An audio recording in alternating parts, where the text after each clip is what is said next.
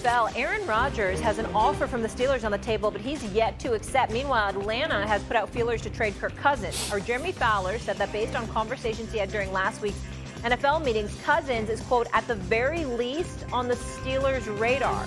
He lost his starting job late in 2024. That was to then rookie Michael Penix Jr. Let's bring in former Steeler, our guy, RC. Top of the morning to you, sir. Hey, RC, how we doing? What's up, man? What's Good. up, bro? How y'all guys doing? I'm gonna be honest, man. I really like the twins on the show with Kendrick because it's like real East Coast with real South. They all was tough guys. Nobody listens to Molly, so it's like everybody's Stephen A on the show. I was really enjoying just sitting back and watching this happen. But RC, really? Like, that's where you went? Nobody listens to Molly? Seriously. No, Thank you for that ringing endorsement. He did say that on national television. He did say that on national Thanks, television. RC. He did say that. Stephen A. No, Stephen A was legitimately like asking, he had to ask Marcus, are you just going to ignore Molly? Because they were so fired up about the debate and the argument. I mean, I listen to you.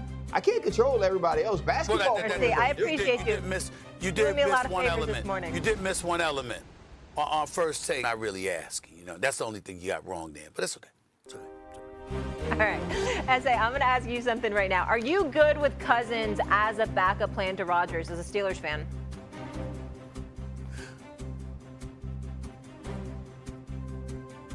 Me? You asking me that, Yes, Molly? Stephen A. Yep, here we go. Yeah. Thanks for listening. Why the hell would you? I could have sworn you brought Ryan in to ask that question. I don't know why you would ask me that question. You mean You're a Kirk Cousins Steelers that fan. threw nine Yourself. interceptions and 1 touchdown over the last 5 games? You mean that Kirk Cousins? You know, coming off the ACL injury or whatever it was. I mean, I don't have any faith in Kirk Cousins. Hell no. The only thing that I could say positively about Kirk Cousins being a Pittsburgh Steeler is that at least he's won 1 playoff game since 2016. The Steelers have not. That's the only thing that I could say. But in terms of his level of production, compared to what we're seeing from other quarterbacks in this league, compared to the quarterbacks that we know exist in the AFC, from Mahomes to Burrow to Lamar Jackson to Josh Allen, let's not forget C.J. Stroud, let's not forget Justin Herbert, Tua Tagovailoa even. Everywhere you turn, it seems like everybody has a damn quarterback but the Pittsburgh Steelers. So that's the only good thing that I could say about it. There's nothing that excites me, that enamors me, that tickles me in any way about Kirk Cousins being a Pittsburgh Steeler. Nothing at all. Yeah, the drop-off of what this will say about the Pittsburgh Steelers is almost inexplicable.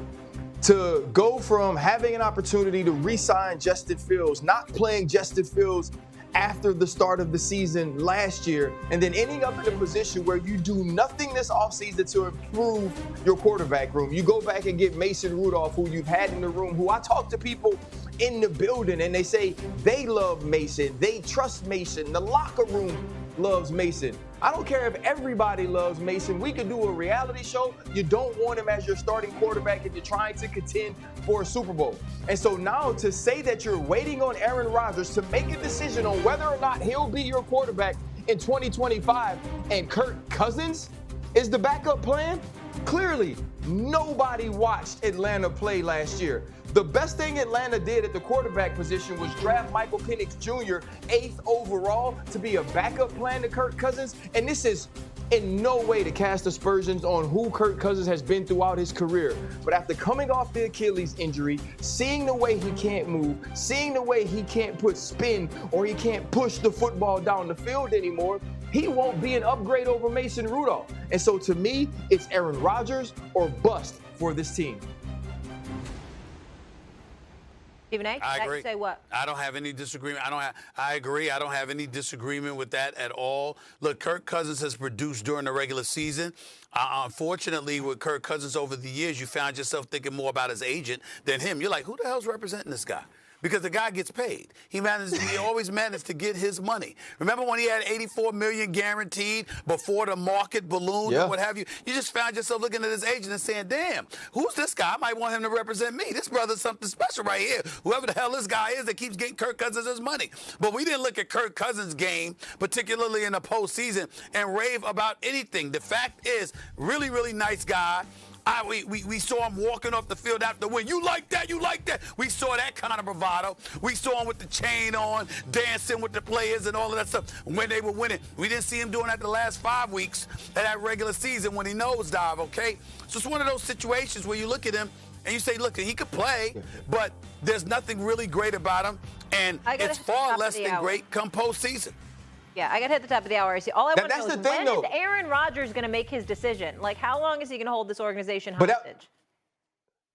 That's what I'm saying. Like, that's the point I want to get to, though, Molly. Doesn't it feel like we're talking about how far the mighty have fallen? Like, this is the Pittsburgh Steelers. Yeah. This is an organization that's only had 3 coaches over the last century.